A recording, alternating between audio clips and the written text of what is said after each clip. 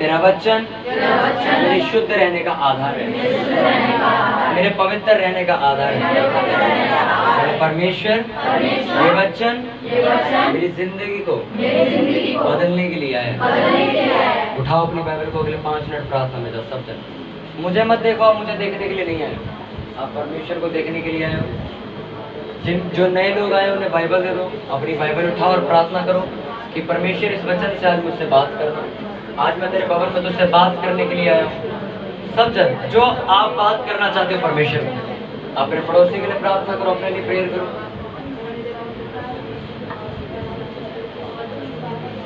अंधकार की शक्तियां ये वचन आपसे चुरा न सके। परमेश्वर आपके कानों को खोल दे इस वचन को सुनने के लिए, आपके मनों को तैयार करे इस वचन को ग्रहण करने के लिए। आज का वचन आपको डिप्रेशन से आजाद करे यीशु मसीह के नाम में। प्रभु यीशु मसीह के नाम में मांगते सब जन जोर से बोले आमीन। हालेलुया। सब जन अपनी बाइबल निकालो, सब जन निकालो पुराना नियम 2 शमूएल निकालो सब जन। उसका 2 शमूएल का 12 का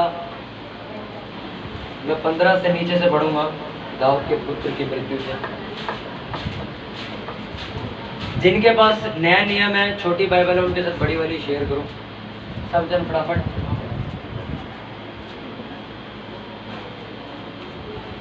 आपस में शेयर कर लो। अगर किसी के सबके पास अगर बाहर पुराना नियम है तो एक अंदर भिजवा दो। ये आपके पास अभी आ रही है उनसे, आपके पास पुराना नियम है ना, आप उनके साथ शेयर करो। ये है और बाहर कौन है जिसके पास पुराना नियम नहीं है? आपस में एक दूसरे के साथ शेयर करो। उनके साथ शेयर करना, पीछे वो खाली बैठे वो इनके साथ एडजस्ट हो जाएंगे। आप इन्हें दिखाओ, ये पीछे आपके पास भी है। इंग्लिश बाइबल लेके आओ। हिंदी है किसी के पास? हिंदी बाइबल लेके चला करो। इंग्लिश में भी पढ़ता हूँ, पर जो आपकी मातृभाषा है उसमें आपको अच्छा समझ आए। किसी के पास है एक्स्ट्रा? पुराना नियम है ना पीछे, वो दे दो एक्स्ट्रा। आप तीनों एक में हो जो एक पकड़ा दो। हालेलुया। 2 शमूएल 12 उसका 15 से मैं पढ़ूंगा। जो बच्चा उरिया की पत्नी से दाऊद के द्वारा उत्पन्न हुआ था वह यहोवा का मारा बहुत रोगी हो गया। अतः दाऊद उस लड़के के लिए परमेश्वर से विनती करने लगा और उपवास किया और भीतर जाकर रात भर भूमि पर पड़ा रहा। तब उसके घराने के पुरने उठकर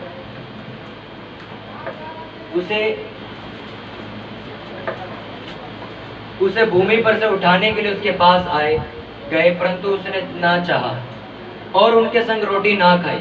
7वें दिन बच्चा मर गया। दाऊद के कर्मचारी उसको बच्चे के मरने का समाचार देने से डरे। उन्होंने कहा जब तक बच्चा जीवित रहा तब तक उसने हमारे समझाने पर मन न लगाया। यदि हम उसको बच्चे के मर जाने का हाल सुनाएं तो वह बहुत ही अधिक दुखी होगा। अपने कर्मचारियों को आपस में फुसफुसाते देखकर दाऊद ने जान लिया कि बच्चा मर गया। तो दाऊद ने अपने कर्मचारियों से पूछा क्या बच्चा मर गया? उन्होंने कहा हाँ मर चुका है। सब बोलो हालेलुया, हालेलुया, हालेलुया।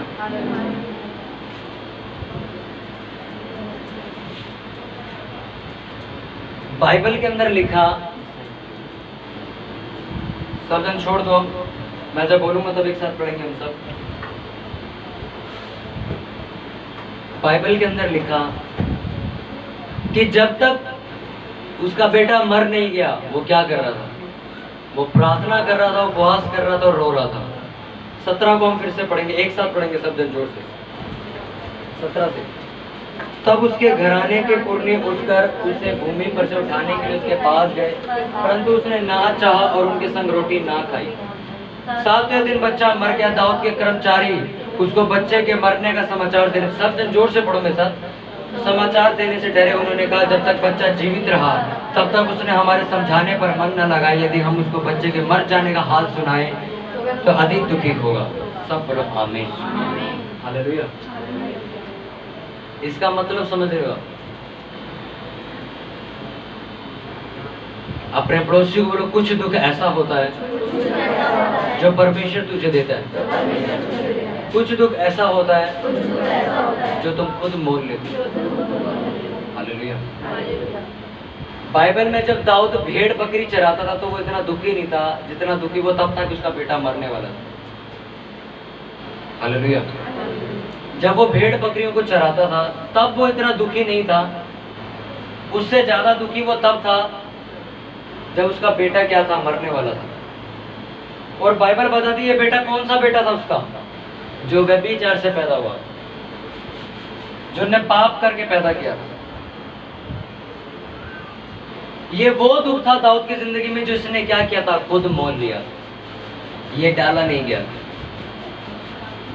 जब जब भी आपकी जिंदगी में वो दुख आता है जो आप खुद लेते हो, वो दुख आपको डिप्रेशन में ले जाता है, आपको अशांति में ले जाता है। आपने सुना होगा कई लोगों के मुंह से कि हमारा फैमिली बिजनेस तो कपड़ों का था पर हमने गाड़ियों का काम शुरू कर दिया और आज तक हम डिप्रेशन में, आज तक हम दुख काट रहे हैं, आज तक हम दुखिया कभी फल नहीं पाए। इसका मतलब समझ रहे हो आप? ये दुख आया नहीं, इन्होंने खुद मोल लिया। बाइबल में लिखा दाऊद भेड़ बकरी चराता था पर वो आनंदित रहता था। लेकिन जब उसका बेटा मरने वाला था वो 7 दिन तक कमरे के अंदर डिप्रेशन में पड़ा हुआ था, रोता रहता था कि मेरा बेटा मर जाएगा, और वो एक्चुअल में क्या हुआ, मर गया। ये डिप्रेशन क्या परमेश्वर ने उसे दिया था? इसने खुद मोल लिया। अगर वो कभी भी उस लड़की को जो किसी दूसरे की पत्नी थी उसको अपने घर ना बुलाता, उसके साथ ना सोता, तो वो कभी भी इस डिप्रेशन का शिकार नहीं होता। आधे से ज्यादा लोग जो दुख काट रहे हैं वो इसलिए काट रहे हैं क्योंकि उन्होंने खुद कुछ चीजों को इनवाइट किया अपने घर में, खुद। हालेलुया। आपके जो बच्चे हैं वो आपको दुख इसलिए नहीं दे रहे हैं कि परमेश्वर ने आपको दुख दिए, पर आपने वो खुद मोल लिए। क्या आपने बचपन में उन्हें नहीं सुधारा? मानते हो कि नहीं? बाइबल में लिखा कुछ दुख ऐसा है जो परमेश्वर की ओर से डाला जाता है, पर कुछ दुख ऐसा है जो हम खुद कमा के लेके आते हैं, हम खुद मोल लेते हैं अपनी जिंदगी के ऊपर। उस दुख की वजह से हम डिप्रेशन में चले जाते हैं कि हमारे साथ ऐसा क्यों हो रहा है। हालेलुया। कई बार परमेश्वर आपको जानबूझ के ऐसे दुख देता है जिस दुख की वजह से आप चर्च में बैठे हो। अगर किसी इंसान के पास सब कुछ हो तो क्या कभी वो आपको आपने कभी कहता हुआ सुना उसको कि मेरे को परमेश्वर को ढूंढना है? कभी कहता वो? तो कहता मेरे पास सब कुछ है, मुझे कुछ नहीं चाहिए, परमेश्वर है चाहे नहीं है मुझे कोई फर्क नहीं पड़ता। इसलिए जानबूझ के परमेश्वर लोगों की जिंदगी को दुखित करता है, ट्रबल में फंसाता है, उलझा के रखता है ताकि ये लोग मेरे पास आए। हालेलुया। इफिसियों की पुस्तक में लिखा तुम ऑलरेडी पहले से ही सारी स्वर्ग की आशीषों से आशीषित हो, पहले से ही। पर हो क्यों नहीं? क्योंकि कुछ दुख हमने खुद मोल ले लिए। लिखा दाऊद की जिंदगी बहुत अच्छी चल रही थी, उसको भेड़ बकरी से उठा के परमेश्वर ने कहाँ खड़ा किया? इजराइल का राजा बनाया उसे। पर राजा बनने के बाद वो क्या भूल गया? अपना पास्ट भूल गया, अपना कल भूल गया कि मैं कहां से उठ के आया हूं। वो ये भूल गया कि मेरे को परमेश्वर ने कहां से उठा के कहां खड़ा किया है, वो ये भूल गया। और उसने अपनी बुद्धि का इस्तेमाल करके कुछ दुख खरीद लिए, जिसकी वजह से वो डिप्रेशन में चला गया। हालेलुया। बाइबल के अंदर कई चेलों के ऊपर दुख आए, पर बाइबल के अंदर लिखा वो चेले आनंदित थे। पर एक चेला आनंदित नहीं था क्योंकि उसने खुद एक दुख मोल लिया था, वो था यहूदा इस्करियोती। उसके ऊपर जो दुख आया वो परमेश्वर की ओर से नहीं था, वो उसने खुद मोल लिया। इसलिए उसको जब उन्हें दुख लिया तो वो डिप्रेशन में चला गया, और डिप्रेशन में जाने के बाद उसने फांसी लगा ली और वो मर गया। हालेलुया। दुख आपके ऊपर आते जरूर है, पर कुछ आप लेकर आते हैं अपनी बुद्धि चला के। और अपनी बुद्धि किसे कहते हैं? यहूदा इस्करियोती कहता कि मुझे 10 चांदी के सिक्के मिल जाएंगे, मुझे 100 चांदी के सिक्के मिल जाएंगे, मैं यीशु मसीह को बेच देता हूं। और उसने यीशु मसीह को बेच दिया। एक ऐसा फैसला ले लेना जो आपकी बुद्धि में बेस्ट है, वो आपको डिप्रेशन दे देगा, वो आपको दुख को लेके आएगा। कई लोग अपनी बुद्धि से फैसला ले लेते हैं कि हाँ ये काम हम कर लेते हैं, ये बढ़िया है, ये कर लेते हैं। बाद में जब वो काम उन्हें चुभने लगता है तो वो काम उन्हें डिप्रेशन देता है, उन्हें कर्जा देता है, उन्हें दुख देता है, और फिर वो परेशान होते हैं कि काश मैंने वो कदम अच्छा उठाया होता, अपनी बुद्धि ना चलाई होती। हालेलुया। कितनों को मेरी बात समझ आ रही है? लिखा दुख सभी चेलों के ऊपर आया, पर यहूदा इस्करियोती ने ऐसा दुख खुद मोल लिया था और उस दुख की वजह से उसे फांसी लगानी पड़ी। जो दुख परमेश्वर की ओर से आएगा आप उसमें खुश भी रहोगे, शांत भी रहोगे, अच्छे भी रहोगे। दूसरे कुरिन्थियों 6 में एक बहुत अच्छी बात लिखी है। पौलुस कहता है हम कंगालों के समान दिखते हैं पर बहुतों को धनवान बना देते हैं। हम शोक करते हुए दिखते हैं पर हमेशा आनंदित रहते हैं। ये कौन सा दुख है? ये परमेश्वर का दुख है जो पौलुस को दिया गया। हालेलुया। आपके ऊपर आई चिंता और वो डिप्रेशन किसी की ओर से नहीं है, वो आपकी खुद की वजह से आई है। इसलिए प्रभु यीशु मसीह ने आपको ये नहीं कहा कि मैं अपनी गलती को सुधारूंगा, बल्कि यीशु मसीह ने ये कहा अपने पापों से माफी मांग तो मैं तुझे आजाद करूंगा। अगर परमेश्वर की वजह से आप दुखी हो तो परमेश्वर का वचन में ये लिखना चाहिए था मैं माफी मांग तो मैंने तुझे इतना दुख दिया। पर बाइबल में लिखा किसी की भी परीक्षा परमेश्वर आप नहीं करता। मनुष्य अपनी अभिलाषाओं से खींचकर पाप में पड़ता और वो पाप किसको पैदा करता? मौत को, डिप्रेशन को। आप अपनी खुद की गलतियों की वजह से डिप्रेशन में चले जाते हैं। हालेलुया।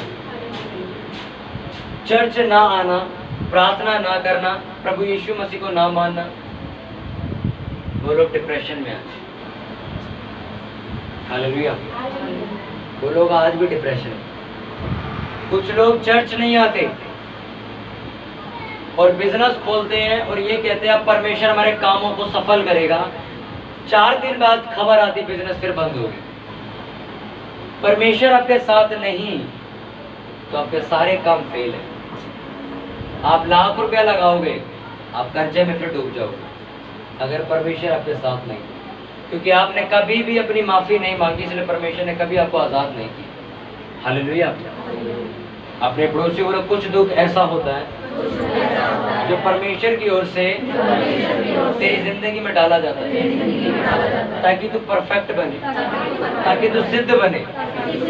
और कुछ दुख ऐसा होता है जो तेरे पाप के करके तेरे ऊपर आता है और वो तुझे डिप्रेशन देता है। हालेलुया। अगर किसी के ऊपर बोझ हो, आपके ऊपर मैं 20-30 किलो वजन रख दो, सीधे चलोगे? फिर कैसे चलोगे? झुक के चलोगे। ये चीज आपकी झुक जाएगी, झुकेगी कि नहीं? आप कभी भी खड़े नहीं हो पाओगे जब तक आपके ऊपर से वो बोझ हट ना जाए। और वो बोझ सुनो, और वो बोझ परमेश्वर ने नहीं डाला आपके ऊपर, आपने खुद डाला है। हालेलुया। इंसान के ऊपर जब बोझ होता है कैसे चलता है? वो झुक के चलता है। जब तक आपके ऊपर बोझ है आप शर्मिंदे होकर जियोगे। हर जगह आपकी इंसल्ट होगी, हर जगह। आपके बच्चे तक आपकी इज्जत नहीं करेंगे अगर आपके ऊपर बोझ पड़ा हुआ है। हालेलुया। आप किसी काम में सक्सेस नहीं हो सकते जब तक आपके ऊपर क्या पड़ा है? बोझ पड़ा। और ये बोझ कौन सा? जो आपने खुद मोल लेके रखा है। बाइबल में लिखा व्यभिचारियों की बेइज्जती कभी जिंदगी में खत्म नहीं होती। आज दाऊद चाहे लाख अच्छा इंसान हो, जब भी दाऊद की किताब हम पढ़ते हैं क्या याद आता है? इन्हें व्यभिचार किया था, इसका लड़का मर गया। वो चाहे लाख अमीर हो, चाहे अच्छा हो, चाहे परमेश्वर ने उसे बाद में माफ कर दिया हो, पर पहले क्या याद आता है? इन्हें व्यभिचार किया। सुलेमान ने सबसे बड़ा मंदिर बनवाया परमेश्वर का, सोने का मंदिर बनवाया। सबसे अमीर और सबसे बुद्धिमान आदमी था वो। तब भी आज हम उसकी किताब पढ़ते हैं सुलेमान की, पहले क्या आता है? ये व्यभिचारी था, इन्हें 1000 लड़कियों से शादी करी। हालेलुया। ये जो बोझ था जो ने अपने कंधे पे रखा, क्या परमेश्वर ने दिया था इसे? इन्हें खुद अपने सर पे रखा और सारी जिंदगी अपने लिए बेइज्जती कमाई। हालेलुया। बाइबल में लिखा है श्रापित है वो मनुष्य जो काठ पर लटकाया जाता है। काठ यानी कि लकड़ के ऊपर। कौन लटकाया गया उसके ऊपर? यीशु मसीह। यीशु मसीह क्यों शर्मिंदा हुए, क्यों श्रापित है? क्योंकि जो आपका बोझ था वो उसने अपने ऊपर उठाया। यानी कि आपका बोझ क्या है? शर्मिंदगी, पाप, गंदगी, इंसल्ट, गालियां, वो सारी उन्हें क्या करी? अपने ऊपर उठा ली। इसलिए बच्चा लिखा तुम्हारा यीशु मसीह श्रापित हुआ क्योंकि ने तुम्हारी चीजें अपने ऊपर उठा ली। आज तुम श्रापित नहीं। जो उस पर विश्वास करता है उसका बोझ वो उठा लेता है, क्योंकि ने लिखा अपना बोझ मुझे दे दो और मेरा बोझ जो हल्का है वो तुम ले लो। और उसका बोझ क्या है पता है? लोगों को सुसमाचार सुनाना। मैं क्यों प्रार्थना में हमेशा कहता हूँ कि सुसमाचार सुनाने का बोझ आपके ऊपर आए और जो आपका बोझ है वो निकल जाए। आपकी छोटी छोटी गलतियां आपके बोझ को रोज बढ़ाती है, पता है आपको? रोज। आज लोग परमेश्वर को मानते हैं, उसके चमत्कार को देख चुके हैं, पर अपने मुंह से दूसरे बाबा को आज भी नाम लेते। ये छोटी छोटी गलती आपके बोझ को डे बाय डे बढ़ाती चली जाती है। उनका फोन बजता है, उनके फोन में बाबा की रिंगटोन लगी होती है, आज भी लगी हुई। ये क्या कर रही चीजें? छोटी छोटी आपके ऊपर बोझ बढ़ाती जा रही है और आप दबते चले जाओगे। अगर आपको समझ नहीं आएगा ये हो क्या रहा है मेरे साथ, ऐसा क्यों हो रहा है मेरे साथ, जब तक आप टोटल अपना बोझ क्लियर नहीं कर लेते। आपको परमेश्वर ने कई बार जानबूझ के दुख में डाला कि आप चर्च जाओ, क्योंकि कई लोग हैं ऐसे जो आए तो बिजनेस की प्रेयर कराने के लिए थे, जब बिजनेस खुल गया तो चर्च छोड़ के चले गए। परमेश्वर सही कहता है कि तू 10,000 कमा रहा था, तू सही था, तू चर्च आता था। आज 50,000 कमाने लग गया, चर्च नहीं आता। इससे अच्छा था कि तू छोटा रहे। इसलिए कई लोग जिंदगी भर नहीं बढ़ पाते, कभी भी उनके परिवार बच ही नहीं पाते। क्यों? क्योंकि परमेश्वर जानता है तेरा परिवार बचेगा तो मुझे छोड़ देगा। इसलिए वो जिंदगी भर धक्के खाते थे, उनका बोझ कभी नहीं हल्का हो पाता। इसलिए उन्होंने लिखा जिस दिन तुम अपना बोझ मुझे सौंप दोगे और मेरा बोझ यानी कि मेरे कामों को ले लोगे करने के लिए, उस दिन तुम फ्री हो जाओगे।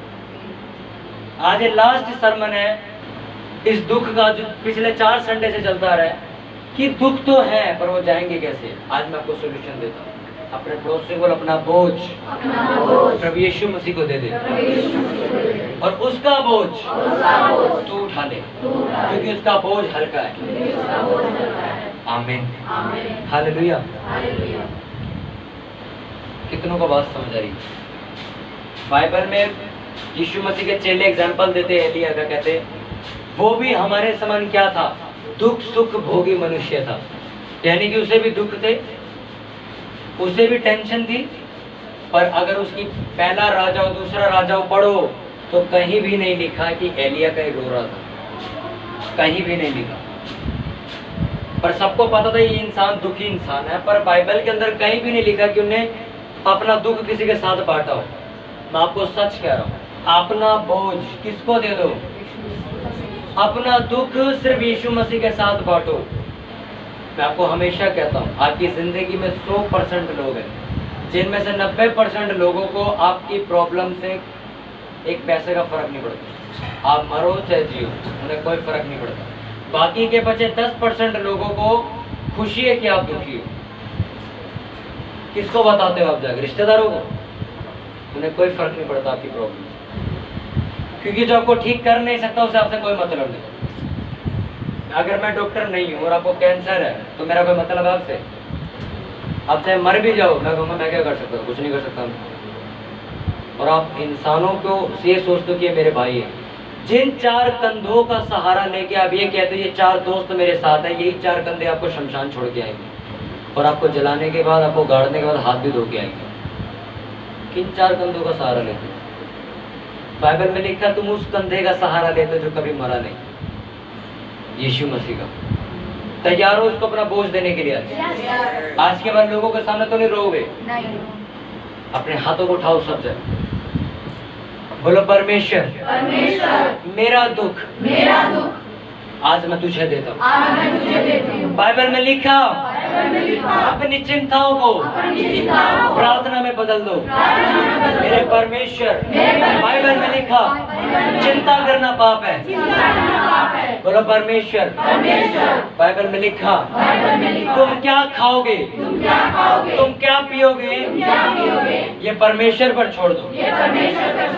बाइबल में लिखा जो पक्षी जो जानवर ना खेती करते ना बीज बोते हैं तब भी मैं उन्हें खिलाता हूँ। तो क्या मैं तुम्हें नहीं खिलाऊंगा? क्या तुम जानवरों से ज्यादा आदर नहीं रखते? बोले परमेश्वर तू अगर पक्षियों को खिला सकता है तो मुझे भी खिला सकता है।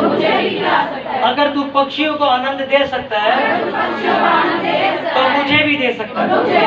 आज से मैं अपना बोझ तुझे देता हूँ और तेरा बोझ जो हल्का है यानी कि तेरे काम मैं अपने ऊपर लेता हूँ। प्रभु यीशु मसीह के नाम में आपके पढ़े जुआ टूट जाए, फाड़ कर आपके दुख खत्म हो जाए। यीशु एक बार जोर से बोला हालेलुया, हालेलुया। आपका बोझ परमेश्वर ने कहा मुझे दे दो, मैं तुम्हें आराम दूंगा। ये 4 संडे हमने देख लिया कि आपके ऊपर दुख थे और आज मैं आपको कह रहा हूँ अपना दुख अगर यीशु मसीह को दोगे वो आपको आजाद करेगा। वो अपना नया बोझ आपको देगा जो आनंद के साथ भरा होगा। आज मेरे ऊपर पुराना बोझ नहीं है, मेरे पास वो बोझ है जो अच्छा है। क्या बोझ? लोगों के लिए प्रार्थना करना, लोगों के लिए जागना, लोगों के लिए काम करना, लोगों से बात करना और उन्हें शांति देना। ये बोझ है यीशु मसीह। ये अच्छा है कि वो अच्छा जो आपकी जिंदगी में चल रहा है इस टाइम। हालेलुया। लिखा वो 7 दिन डिप्रेशन में रहा अपनी गलती की वजह से, आपकी चिंता आपकी खुद की वजह से आई। आज परमेश्वर ने आपको बुलाया है कि वो आपको आजाद करे और आपको हल्का करे और आपको विश्राम दे। उसने आपका धर्म बदलने के लिए आपको नहीं बुलाया, आपकी जिंदगी बदलने के लिए आपको बुलाया। जब मैं बीमार था, मैं पंजाबी फैमिली से हूँ, जब मैं बीमार था मेरे को पहली बार चर्च लेके गए और पहली बार मैं ठीक हो गया। और आज वो बोझ मेरे पास वापस नहीं आया, वो बोझ यीशु मसीह ने उठा लिया। और आज जो बोझ हमारे पास है वो ये है कि हमें प्रार्थना करें। हालेलुया। बाइबल में लिखा हर जुआ अभिषेक के कारण तोड़ दिया जाएगा। और अभिषेक क्या है? यीशु मसीह। यीशु मसीह के द्वारा आपका बोझ क्या कर दिया जाएगा? तोड़ दिया जाएगा। अपने आप को ये मत समझो कि ये बोझ कभी नहीं जाएगा, ये दुख कभी नहीं जाएगा। रोज बोलना शुरू करो। मैं क्यों आपसे एक गीत 3 संडे से गवा रहा हूँ कि मेरा जीवन तेरा यीशु। क्या आप ये सीख जाओ कि अपनी जिंदगी को अपने लोगों को नहीं परमेश्वर को देना। हालेलुया। कितनों को वचन समझ आ दिमाग में चला गया आपके? आज नहीं गया आपके दिमाग में? आंटी आपके नहीं गया दिमाग? पीछे पूछ रहा हूँ। नहीं गया आपके दिमाग में? मना क्या कह रहे? हालेलुया। अपने पड़ोसी को बोल अपना बोझ यीशु मसीह को दे दे और उसका बोझ तू उठा ले। वो तेरे बोझ को उठाने के लिए आज भी तैयार है। हालेलुया।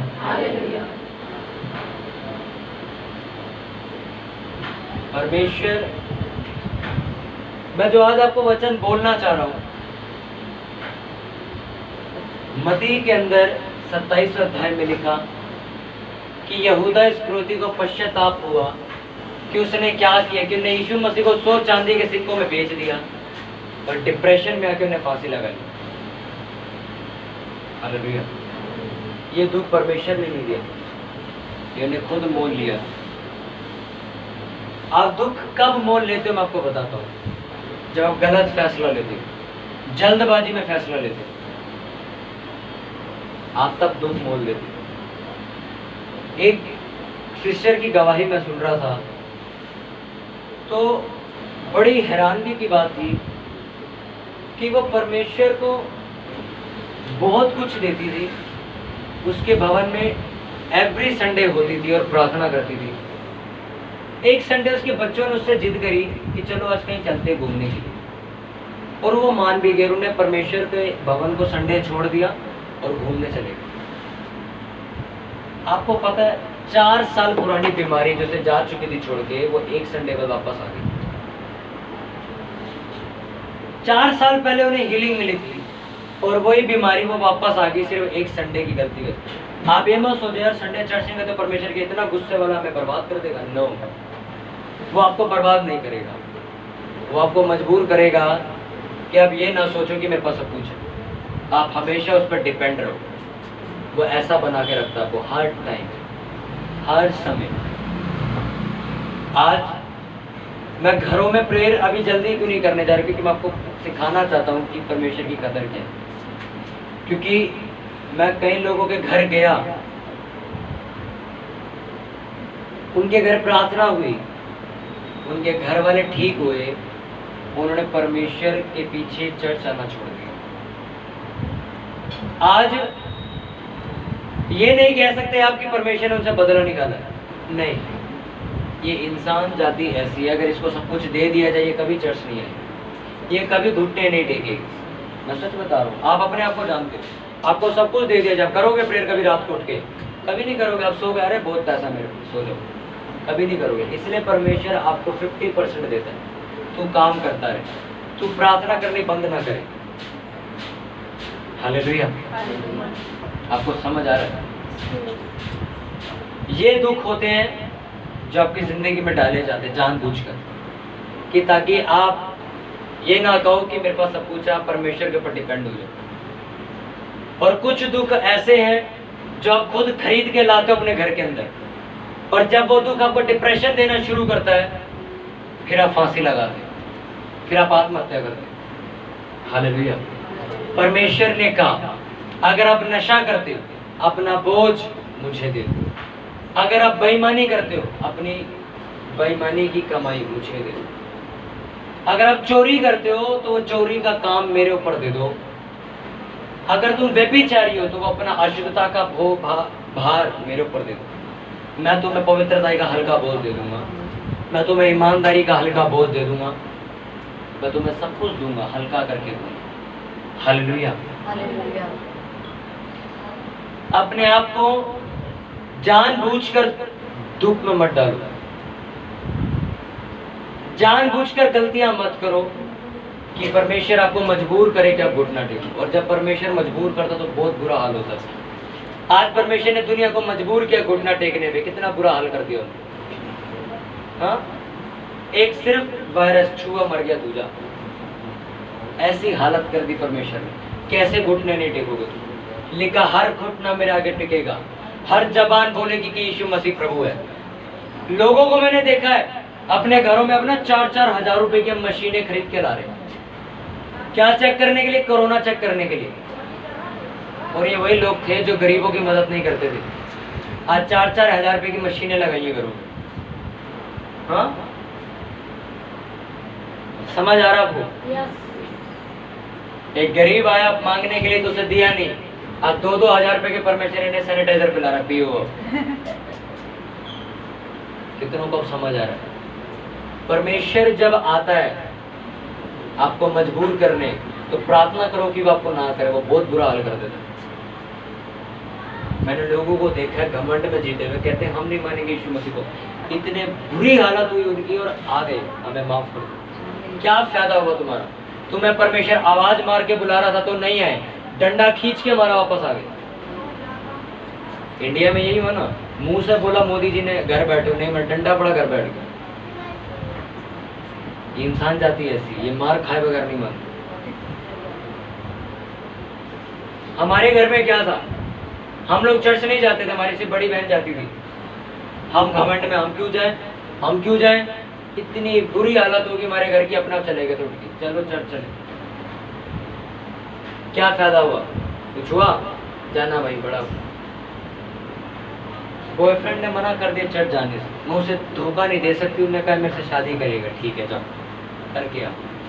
1 साल बाद उन्हें मार मार के बाहर निकाल दिया, आ गए प्रेयर कर दो। एक लड़की आई थी चर्च में, अब नहीं आती, तो कहती मेरा बॉयफ्रेंड मेरे को रास्ते तक छोड़ने के लिए आता है, तो वो मना करता चर्च मत जाएगा। मैंने कहा चलो ठीक।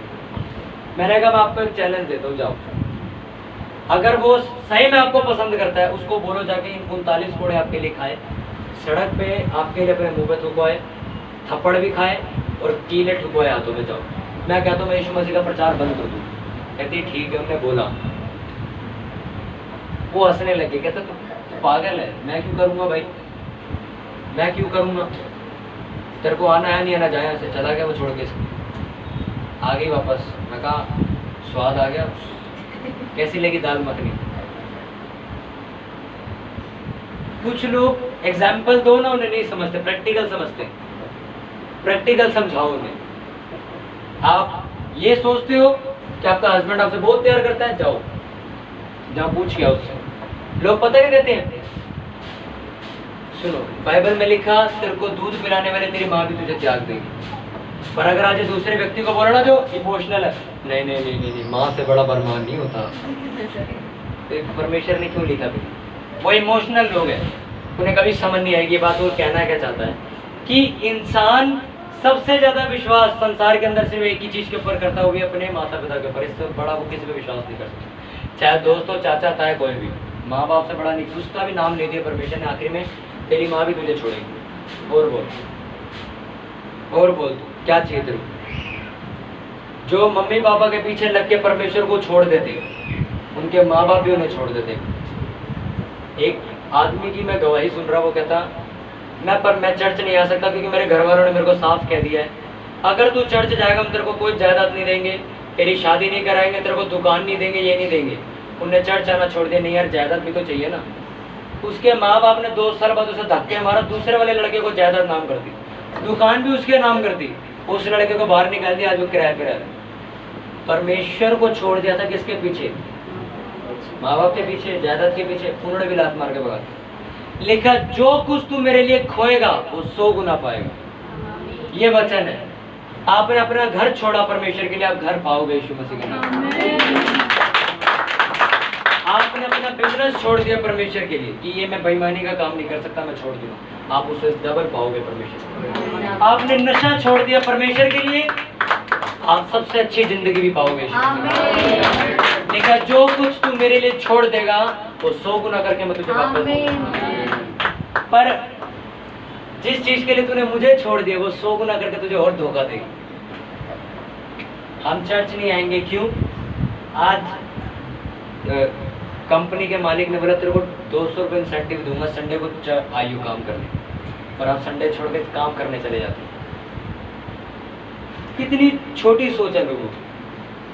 जिस परमेश्वर ने आपके धन को बनाया है, 200 रुपये देख के उसे छोड़ के भाग गए। ये वही परमेश्वर भाई जिसने सोना किलो के हिसाब से, हजारों किलो के हिसाब से सुलेमान को दिया था। ये वो परमेश्वर 200 रुपये इंसेंटिव के पीछे चर्च छोड़ के चले आते हैं। इसलिए मैं कई लोगों को कहता हूँ तुम अच्छे थे कि तुम 15,000 कमाते थे, चर्च तो आते थे। आज 40,000 कमाने लगे, चर्च भूल गए।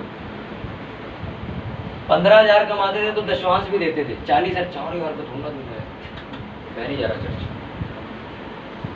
ये वफादारी है कि कल को आप लाख रुपए भी कमा रहे हो, आप 10,000 दशवांश निकाल।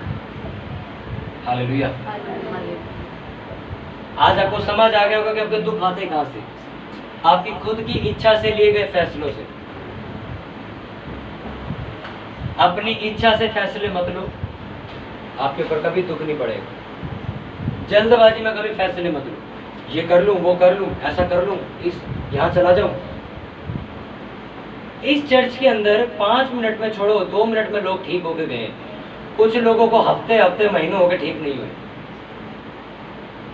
क्यों? परमेश्वर की मर्जी। पर वो आदमी जल्दबाजी में, नहीं अब मैं दूसरी में जाऊंगा, फटाफट तू प्रेयर कर, शायद तू ठीक कर दे। ये भी नहीं कर पाया, तीसरी में चल फटाफट तू शायद ठीक कर दे। आप उनको देखना ना, वो कभी ठीक होंगे, वो हमेशा यूं ही धक्के खाते रहेंगे इधर उधर। 100 चर्चों के पीछे चलने वाले कभी भी एक जगह ब्लेसिंग ले नहीं पाते। जो 100 जगह जाते हैं, फोन पे पास्टर से दूसरे से प्रे करा ली, प्रोफेसर इससे ले ली, फिर हाथ रख के ये प्रेयर करता है चर्च मेरी ये। समझ रहे हो? डॉक्टर ने कहा रात को गोली खाए, कह रहा दोपहर को खाए, कहता सुबह खाए, कहता शाम को। अब वो सारा दिन दवाई खा। बन गए ना, बन के अपने आप बेवकूफ, बनेगी नहीं। आप अपने दुख क्या करते हो, खुद मोल लेके आते हो, खुद खरीद के लाते हो। किसकी, कैसे? अपनी गलती करके। दाऊद कैसे लेके आया? अपनी गलती करके। लड़की नारी थी, हाँ ले आओ, कोई बात नहीं, ले आओ, बहुत अच्छी लगी, उसके साथ सो लिया। उसके बाद जब बच्चा पैदा हुआ, मर गया। अब वो परमेश्वर, सुनो, जब बच्चा मर गया उसने कहीं नहीं लिखा कि उन्हें परमेश्वर को गाली दी। लिखा वो उठा, नहाया धोया, खाना खाने चला गया। उसे पता था जो मैंने किया मैंने भुगत लिया। हालेलुया। आपके दिमाग में जा रही है आज बात? समझ आ रहा है आपको? अब तो नहीं करोगे जल्दबाजी में फैसले। कुछ भी दुख हो वो आपकी खुद की गलती की वजह से आता है। आज मैंने आपको सॉल्यूशन दे दिए। क्या? अपना बोझ किसको दे दो और उसका बोझ तुम ले लो। तैयार हो अपना बोझ देने के लिए? आज आप नशा नहीं छोड़ सकते, बोलो परमेश्वर मैं अपना नशा तुझे देता हूँ। आप व्यभिचार नहीं छोड़ सकते, बोलो अपना व्यभिचार आज मैं तुझे देता हूँ। आप गालियां देना नहीं छोड़ सकते, बोलो आज मैं अपना मुंह तेरे हाथों में देता हूँ और तेरी जबान में अपने पास रखता हूँ। तैयार हो देने के लिए? तो आप तैयार हो आजाद होने के लिए यीशु मसीह का नाम।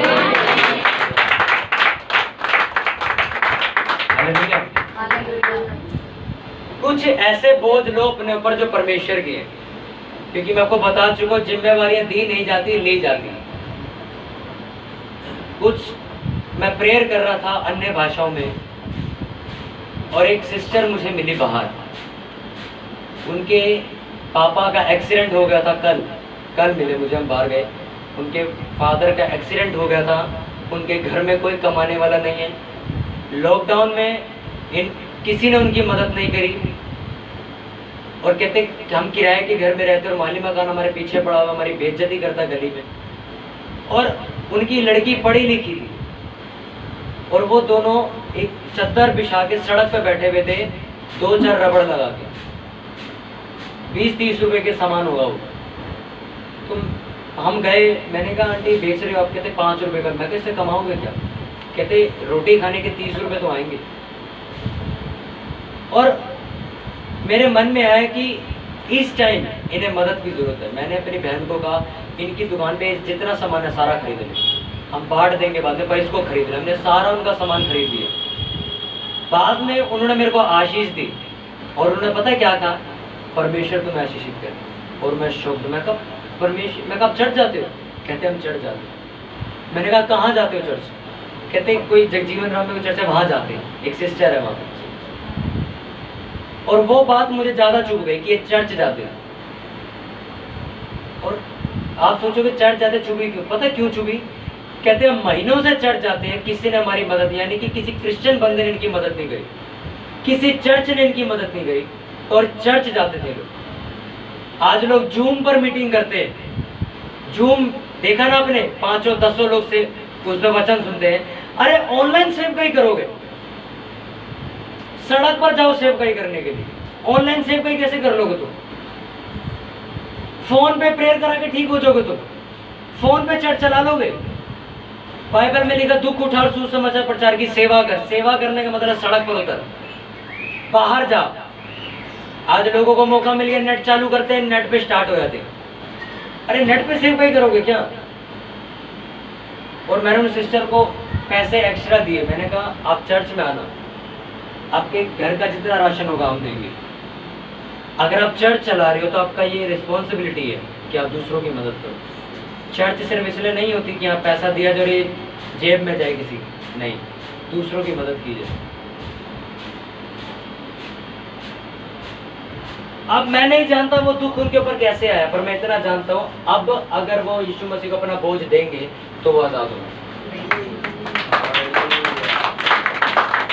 और उनकी लड़की की एज, क्योंकि मैं देख के पहचान के मैं कहा अगर इनकी लड़की है ये तो ये जेन्युइन बंदा है, क्योंकि लड़की कभी जल्दी सड़क पर आकर नहीं बैठी। और वो लड़की साफ सुथरी सिंपल सी बैठी हुई थी और वो सामान बेच रहे थे। 20 रुपए का सामान वो 10 रुपए में बेच रहे थे ताकि वो 1 किलो आटा खरीद सके। तो मैंने पूछा, मैं कहा आंटी आपकी लड़की है? कहते हैं। और लड़की उनकी 25-26 साल की थी। मजबूरी में उन्हें सड़क पर आना पड़ा। और कल परमेश्वर ने मेरे को एक दर्शन दिया, मैं आपको बताना चाहता हूँ। इस चर्च के अंदर कितने लोग हैं जो बाहर से सूट सिलवाते हैं, जितनी भी लेडीज यहाँ बैठी है जो बाहर से सूट सिलवाती है या सिलाई लाती हैं, फिटिंग कराने जाती हैं, हाथ ऊंचे करके दिखाओ मुझे, आप सब करवाते हो ना? मैंने कल एक दर्शन लिखा अपनी डायरी के अंदर जो जल्दी पूरा हम करेंगे। इस चर्च के अंदर फ्री में सूट सिलना सिखाया जाएगा, जितना भी सूट का काम होता है सब फ्री में सिखाया जाएगा उन लड़कियों को जिनके घर में कोई कमाने वाला नहीं, ताकि कल को अगर उनका हस्बैंड कमाने लायक ना हो, मर जाए, एक्सीडेंट हो जाए, तो कल को अपने हाथ से कमा के अपना घर चला सके, उन्हें सड़क पर ना आना पड़े। इस तरह इस चर्च में उन्हें फ्री सिखाया जाएगा। इस चर्च से सिलाई करने की मशीन भी उन्हें फ्री दी जाएगी और उनके घर में उनका दुकान खुलवाया जाएगा। और उनको सिखाने का जितना खर्चा होगा वो हम देंगे, उन्हें फ्री सिखाएंगे। सीखने के बाद जब वो प्रोफेशनल सीख जाएंगे सिलाई करने की, बजाज कंपनी की मशीनें भी चर्च से दी जाएंगी कि ताकि वो अपने घर में सूट सिलने का बुटीक खोल सके। कल को जब उनका हस्बैंड बीमार हो, जैसे कल मैंने देखा, तो उन्हें सड़क पर आकर सामान ना बेचना पड़े। जोर से तारीफ करो। इन दर्शनों को पूरा करने के लिए हमें फाइनेंस की भी जरूरत है। इसे अपनी प्रार्थना में रखो कि परमेश्वर बड़े सपोर्टर्स को इस चर्च में भेजे कि वो पैसों से भी सपोर्ट करे, क्योंकि ये चर्च वो चर्च नहीं है कि आया पैसा और खुद खा गए। ये चर्च आखिरी सांस तक दूसरों की सेवा के लिए खड़ी रहेगी, चाहे वो आप हो चाहे कोई दूसरा इंसान। हालेलुया। तैयार हो दर्शन में जुड़ने के लिए? ऐसा नहीं है कि सिर्फ उन्हीं को सिखाया जाएगा, जो सीखना चाहे फ्री में सिखाया जाएगा। कल को आपके हस्बैंड नहीं है, उनका एक्सीडेंट हो जाता है, तो मर जाते हैं, कुछ भी हो जाता है, वो आपको छोड़कर चले जाते हैं, आप घर में अपने माँ बाप के ऊपर नहीं पलोगे, आप खुद कपड़े सिल के पैसे कमाओगे। ये चर्च का दर्शन है। हालेलुया। मैं जानता हूँ कि हजारों रुपए लगेगा इस काम का। आज मेरे पास वो हजारों रुपए नहीं है, पर मेरे को इतना पता, जो मुझे सामर्थ्य देता है उसमें सब कुछ कर सकता हूँ। इस चर्च के जरिए अगर परमेश्वर इतनी बड़ी बड़ी सहायता करवा सकता है लोगों को, तो वो ये भी कर सकता है। ये वो परमेश्वर है जिसने 6 लाख नहीं 20 लाख लोगों को जंगल के अंदर 40 साल तक खिलाया था, तो क्या वो 10 मशीन खरीदने के पैसे नहीं दे सकता? दे सकता। अपने हाथों को उठाओ, बोलो परमेश्वर, जितना वचन आज मैंने सुना, ये वचन मेरी जिंदगी को बदल दे। बोलो कुछ दुख मेरी जिंदगी में डाले जाते हैं, और कुछ दुख मैं अपनी गलतियों की वजह से मैं अपनी जिंदगी में इनवाइट करता हूँ। बोलो परमेश्वर, जितने भी दुख मेरी गलतियों की वजह से मुझ पे आए, आज वो बोझ मैं यीशु मसीह तुझे देता हूँ, और तेरा बोझ जो हल्का है वो मैं लेता हूँ। मेरा बोझ तू ले ले और अपना बोझ मुझे दे। जो नया दर्शन, जो नया बोझ तूने हमें दिया, हम तेरे लोगों के लिए वो कर सके। प्रभु यीशु मसीह के नाम में मांगते हुए चर्च जोर से बोलो आमीन।